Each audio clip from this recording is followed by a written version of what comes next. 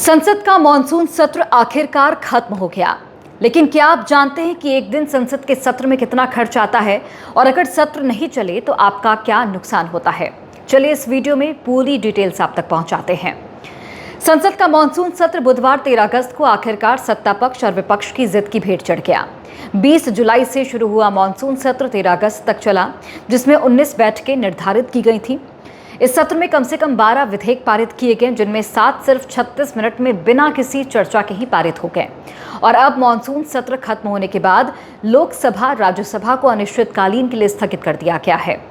तमाम तरह की उथल पुथल और बार बार अस्थिरता और राजनीतिक गतिरोध के बीच सत्र नहीं चलने से जो सबसे बड़ा नुकसान हुआ वो है संसद के उस समय का नुकसान और दूसरा आम जनता के पैसे का नुकसान।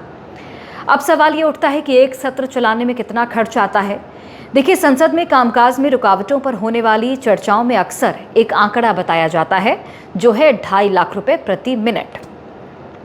यह अनुमान हालांकि 2012 का है, जब तत्कालीन संसदीय कार्य मंत्री पवन कुमार बंसल ने कहा था कि संसद चलाने में प्रति मिनट लगभग 2.5 लाख रुपए का खर्च आता है। इस तरह से अगर देखें तो लोकसभा और राज्यसभा दोनों के लिए लगभग 1,25,000 रुपए का खर्च आता है। पीआरएस लेजिस्लेटिव रिसर्च ने भी कामकाज में रुकावटों से होने वाले वित्तीय खर्च का आकलन करते समय इसी आंकड़े का हवाला दिया है। हालांकि ये एक पुराना अनुमान है, तो उस समय से लेकर अब तक 14 साल बीत गए और 14 सालों में आपको पता है कि महंगाई और कीमतों में कितनी ज़्यादा बढ़ोतरी हुई और ऐसे में असल में देखें तो आज की लागत इससे कहीं ज़्यादा होगी। भारतीय संसद के सत्र को चलाने के अनुमानित खर्च का ब्यौरा लगभग 2.5 लाख रुपए प्रति घंटा, यानी कि लगभग 1,05,00,000 रुपए हर दिन, यानी कि लगभग 9 करोड़ दोनों सदनों की कुल 6 घंटे की कार्रवाई के आधार पर, जिसमें मॉनसून सत्र आमतौर पर 15 से 20 वर्किंग डेज का होता है। इस आधार पर अगर देखें तो 15 से 20 दिन के मॉनसून सत्र का कुल खर्च लगभग 135 करोड़ से लेकर 180 करोड़ के बीच आता है। इस खर्च में क्या क्या शामिल है, तो इस खर्च में सांसदों के वेतन और भत्ते, जिसमें दैनिक भत्ता, यात्रा खर्च और अन्य सुविधाएं शामिल हैं। संसद भवन का रखरखाव, जिसमें बिजली, पानी, सुरक्षा, उच्च तकनीक उपकरण और आईटी इंफ्रास्ट्रक्चर शामिल है। कर्मचारियों का वेतन, जिसमें संसद सचिवालय, मार्शल रिपोर्टर्स, अनुवाद और सुरक्षा कर्मियों का खर्च शामिल है। प्रसारण और सुरक्षा और लॉजिस्टिक्स और सुरक्षा व्यवस्था भी इसमें शामिल है। और इस तरह से अगर देखें तो जब सांसद सदन को काम नहीं करने देते तो संसद में होने वाला खर्च, यानी कि इसकी इमारतों, स्टाफ, सुरक्षा, टेक्नोलॉजी और दूसरे इंफ्रास्ट्रक्चर पर होने वाला जो खर्च है तब भी जारी रहता है, जब तय किया गया जो विधायी कामकाज है वो नहीं हो पाता। हंगामे से क्या प्रभाव होने वाले हैं, तो संसद के संचालन का खर्च देश के नागरिकों के टैक्स से आता है। जब हंगामा होता है तो ये पैसा बिना किसी उत्पादक कार्य के खर्च हो जाता है और आर्थिक नीतियां और सुधार लटक जाते हैं या फिर बिना पर्याप्त बहस की जल्दबाजी में पारित करने पड़ते हैं। क्वेश्चन आवर रद्द होने से सरकार की जवाबदेही तय नहीं हो पाती और जनता से जुड़े जरूरी मुद्दों पर चर्चा नहीं हो पाती है। अगर किसी मॉनसून सत्र में हंगामे की वजह से 50 घंटे का समय बर्बाद होता है तो देश को सीधे तौर पर लगभग 75 करोड़ का वित्तीय नुकसान होता है। प्रति नागरिक टैक्स पेयर पर कितना असर इसका पड़ता है, तो भारत की कुल आबादी के हिसाब से 140 करोड़ नागरिक हैं। अगर पूरे मॉनसून सत्र का अनुमानित खर्च 150 करोड़ माना जाए तो प्रति नागरिक का ये खर्च लगभग ₹1.07 बैठता है। भारत में लगभग 8 करोड़ से 8.5 करोड़ लोग इनकम टैक्स रिटर्न भरते हैं। अगर केवल इस आबादी के हिसाब से ही देखें तो एक मॉनसून सत्र को चलाने के लिए प्रति इनकम टैक्स पेयर लगभग 18 से 20 रुपए का खर्च आता है। इस गणित को आप ऐसे समझिए कि एक आम नागरिक के लिए नुकसान सिर्फ पैसों का नहीं होता, बल्कि अन्य रूपों में ही कहीं अधिक बड़ा होता है।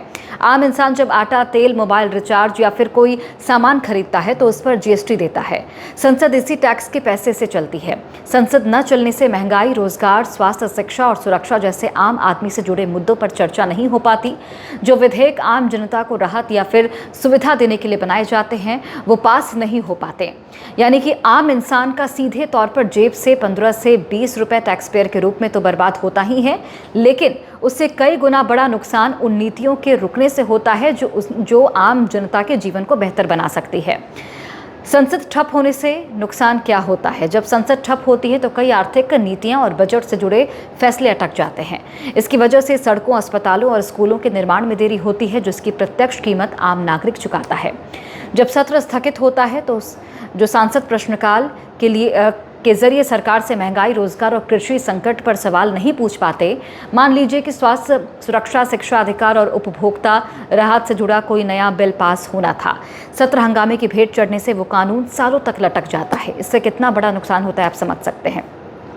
जब सत्र का समय खत्म होने वाला होता है तो हंगामा जारी रहता है, तो सरकारें अक्सर कई महत्वपूर्ण बिल बिना किसी चर्चा या फिर बहस के 5 से 10 मिनट में पास कर देती हैं, और वही इस मानसून सत्र में भी देखने को मिला।